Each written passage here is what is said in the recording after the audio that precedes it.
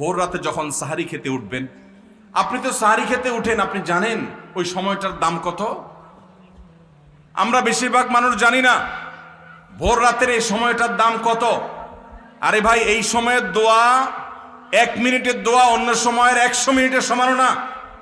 অন্য সময়ের 100 মিনিটও এই ভোর রাতের 1 মিনিটের সমান না। এত মূল্যবান সময়। সাহারি খেতে উঠছেন, সাহারি খান, ভালো কথা, কিন্তু সাহারি খাওয়ার আগে পরে 10টা মিনিট জায়নামাজে মুসল্লাতে দাঁড়ান, একটু 2 রাকাত নামাজ পড়েন। এই সময়টা দোয়া কবুল হয়। আল্লাহ ডেকে ডেকে বান্দাকে দেন। একটু হাত তোলেন, চেষ্টা করবেন তো ইনশাআল্লাহ। আপনার বাসার এক কোনায় চলে যাবেন, একটু আলো আধারিতে চলে যাবেন, সেখানে গিয়ে বসে আল্লাহর কাছে একটু কথা বলবেন। সেজদা চলে যাবেন, সেজদা গিয়ে আল্লাহর সাথে একটু মন খুলে কথা বলবেন। আল্লাহ, আমি অনেক গুনাহ করেছি, আল্লাহ আমি অনেক পাপিষ্ঠ। শুনেছি আপনার রাসূল জানিয়েছেন যে এই মাসে নাকি আপনি অনেক পাপিষ্ঠকে মাফ করে দিবেন। আল্লাহ, আপনি নাকি অনেক জাহান্নামে যাদের নাম চলে গেছে জাহান্নামী তালিকাভুক্ত, তাদেরকে মুক্ত করে জান্নাত দিয়ে দিবেন, আপনি নাকি ওয়াদা করেছেন। আল্লাহ, আমাকে একটু তাদের মধ্যে শামিল করে দেন। আল্লাহ, আপনি দিলে আপনার কোনো অভাব হবে না। আল্লাহর সাথে একটু কথা বলা, মুনাজাত করা ভোর রাতে করার চেষ্টা করবো তো ইনশাআল্লাহ।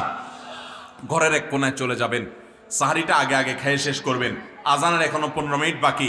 চলে যান এক কোনায়, উজু করে দাঁড়ায় যান 2 রাকাত নামাজে, চলে যান সিজদায়, একটু দোয়া করেন।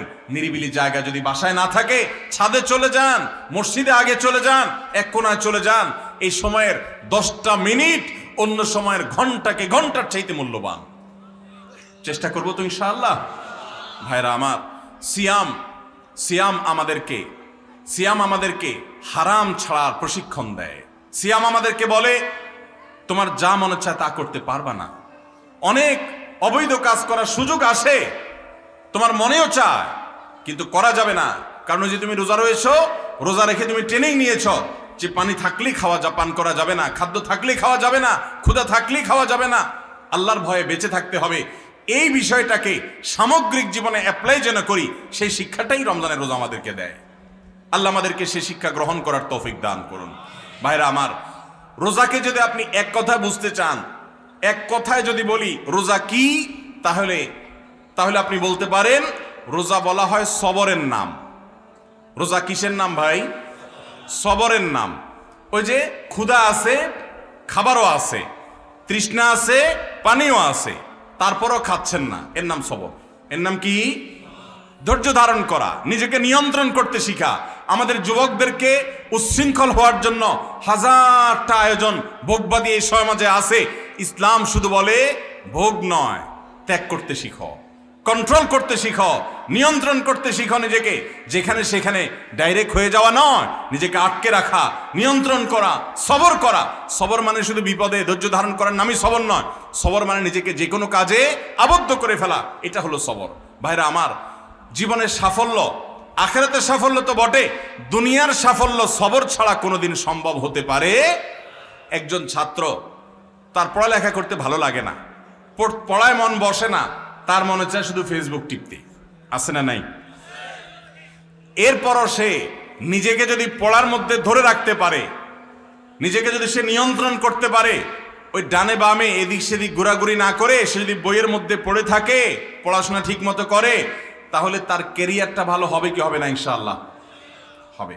তাহলে সবর করলে তার জন্য ভালো কিছু অপেক্ষা করে। একজন মানুষ ব্যবসা শুরু করেছে, সে ব্যবসা করতে গিয়ে যদি ধৈর্য ধারণ করতে পারে তাহলে সে শাইন করে। আর যদি ধৈর্য ধারণ করতে না পারে, ব্যবসা একটা শুরু করছে, আজকে একটা কাস্টমার নাই দেখে কালকে আরেকটা, এরপরের দিন আবার আরেকটা, এক কাস্টমারের সাথে 2 কথাতে 3 কথা বেশ কম হয়েছে, ঘুষি মেরে দিছে, দোকান সুদ্ধা বন্ধ, জেলে চলে গেছে, ব্যবসা লাডে উঠছে। ঠিক না ঠিক? যদি কোনো ব্যবসায়ী সবর না করে, সে সফল ব্যবসায়ী হতে পারে? স্বামী স্ত্রীর জীবনে, দাম্পত্য জীবনে সবর না থাকলে তারাও সুখী হতে পারে না। চুনের থেকে নুন খসলেই যদি বউকে তালাক মেরে বসে থাকেন, গায়ে হাত তুলে বসে থাকেন, জুলুম করে বসে থাকেন, দাম্পত্য জীবনে সুখ হবে? অনেক কিছু মনের বাইরে হবে, সহ্য করতে হবে, তাহলে সুখ পাওয়া যাবে। এভাবে গোটা জীবনের প্রত্যেকটা পরতে পরতে, প্রতিটা স্তরে স্তরে আপনি দেখবেন সবর ছাড়া মানুষ কখনো সুখী হতে পারে। রোজা আমাদেরকে সেই শিক্ষা দেয়, বান্দা তুমি সবর করতে শিখো। তোমার সামগ্রিক জীবনে সব ক্ষেত্রে তোমাকে সবর করতে হবে। ও যুবক, সমস্ত তোমার বন্ধুরা সব হারাম সম্পর্ক রিলেশন করে অনেক মেয়েদের সাথে, বিবাহ বহির্ভূত সম্পর্ক জড়িয়ে যায়, সবাই হারাম আনন্দ ফুর্তি করে, তোমার মন চায়, সুযোগও আছে, কিন্তু তোমাকে সবর করতে হবে, তোমাকে অপেক্ষা করতে হবে বৈধ স্ত্রীর জন্য। হারাম পথে উপার্জন সবাই করে, তুমিও চাইলে করতে পারো, করার প্রয়োজনও তোমার হয়তো আছে, আবার সুযোগও আছে, কিন্তু না, সবর করো, নিজেকে দূরে রাখো, একটু অপেক্ষা করো। সবর করতে কষ্ট হয়, কিন্তু সবর করার পর সবুরে মেওয়া ফলে।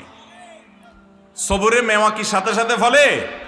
সবুরে মেওয়া ফেলতে হলে অপেক্ষা করা লাগে, ধৈর্য ধারণ করা লাগে। আল্লাহ আমাদের সবাইকে সেভাবে ধৈর্য দান করার তৌফিক দান করুন। তাহলে ভাইরা আমার, গোটা জীবন জুড়ে আমরা এই সিয়াম সাধনার মাধ্যমে এখান থেকে শিক্ষা গ্রহণ করে তাকওয়ার চর্চা, হারাম কাজ ছাড়ার চর্চা, এটার ট্রেনিং, এটার অনুশীলন, এটার রিহার্সেল, এটার প্রশিক্ষণ, এটার শিক্ষা এবং দার্স আমরা রমজানের রোজা থেকে গ্রহণ করব ইনশাআল্লাহ। চেষ্টা করব তো সবাই? এবং রমজানের এই রোজা থেকে শিক্ষা নিয়ে আমাদের জীবনের সামগ্রিক জীবনের যে রোজা আছে সেটাতে আমরা এটাকে অ্যাপ্লাই করব। রমজানের রোজার সাথে জীবনের সামগ্রিক রোজার একটা অমিল আছে। সেই অমিলটা হলো, রমজানের রোজা যদি ভেঙে যায়, রমজানের রোজা যদি ভেঙে যায়, সেটাকে আর জোড়া লাগানো যাবে? যাবে না, সেটা কাজা করা যাবে, কিন্তু এই রোজাটা আর জোড়া লাগানো যাবে। কিন্তু জীবনের রোজা যদি ভেঙে যায়, আপনি কখনো গুনাহ করে ফেলেছেন, হারাম করে ফেলেছেন, রোজাটা ভেঙে গেছে জীবনের, এটা জোড়া লাগানো যায়। আর সেই জোড়া লাগানো আঠার নাম কি? তওবা। সেই জোড়া লাগানো আঠার নাম কি? আপনি যদি গুনাহ করার পর তওবা করেন, তওবা বুঝেন ভাই? তওবা শব্দের অর্থ হলো ফিরে আসা। তওবা শব্দের অর্থ কি ভাই? ফিরে আসা। মানে আমি একটা হারাম সম্পর্কে ছিলাম, ছেড়ে আমি হালালে আসলাম। আমি অবৈধ উপার্জন করতাম, ওটা ছেড়ে এখন হালাল পথে আসলাম। এই ফিরে আসাটার নাম হলো তওবা। শয়তানের গোলামি করতাম, আল্লাহর কাছে ফিরে আসলাম। আল্লাহ বলেছেন, ওয়া আনিবু ইলাল্লাহ, তোমরা আল্লাহর দিকে ধাবিত হও, আল্লাহর দিকে ফিরে আসো। ফাফিরু ইলাল্লাহ, তোমরা আল্লাহর দিকে ভাগো, শয়তান তোমাদেরকে জাহান্নামে নিবে। নবী করিম সাল্লাল্লাহু আলাইহি সাল্লাম বলেছেন, তোমরা জাহান্নামে পতঙ্গের মতো, পোকার মতো আগুনে যেরকম ঝাঁপ দিয়ে পড়ো, তোমরা সেরকম ঝাঁপ দিয়ে পড়ো। হারামের হাতছানি তোমাদেরকে ডাকছে, চতুর্দিকে হারাম।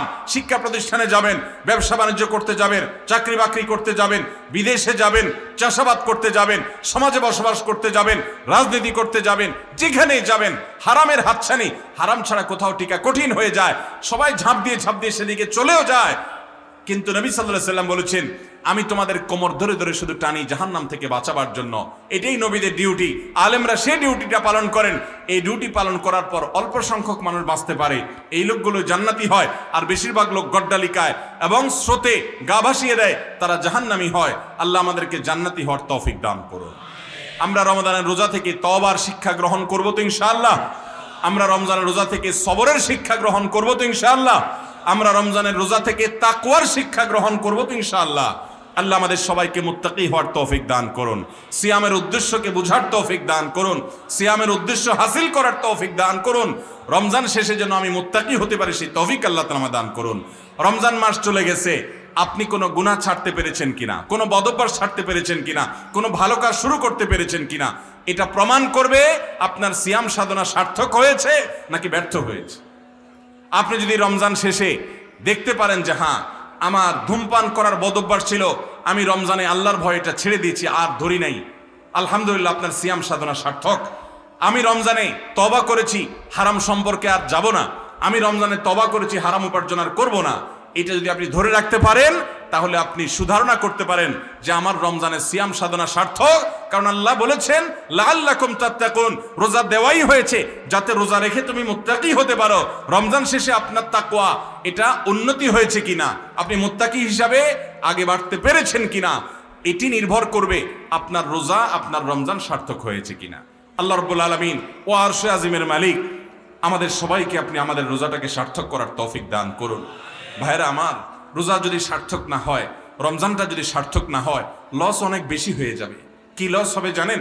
নবী করিম সাল্লাল্লাহু আলাইহি সাল্লামের কাছে জিবরিল এসে বলেছেন, বাউদা মান আদরাকা রমাদান ওয়া লাম ইগফার লাহ, ওই কপাল পোড়া ধ্বংস হোক যে রমজানের মতো এরকম বিশাল বড় সুযোগ পাইছে, তারপর আল্লাহর কাছে চোখের পানি ফেলে দোয়া করে, কান্নাকাটি করে, ইস্তেগফার করে, তওবা করে তার আগের গুনাহগুলোকে মাফ করাইতে পারে নাই, এই কপাল পোড়া ধ্বংস হোক। বদদুয়া করেছেন জিবরিল, নবী সাল্লাল্লাহু আলাইহি ওয়াসাল্লাম বলেছেন আমিন। অর্থাৎ সে ধ্বংস হবে, তার অনিবার্য ধ্বংস, যদি কেউ রমজান পাওয়ার পরেও ক্ষমা না পায়। এই রমজান যে আমার জীবনের শেষ রমজান না, তার কোনো গ্যারান্টি আছে ভাই? অতএব আসুন নিয়ত করে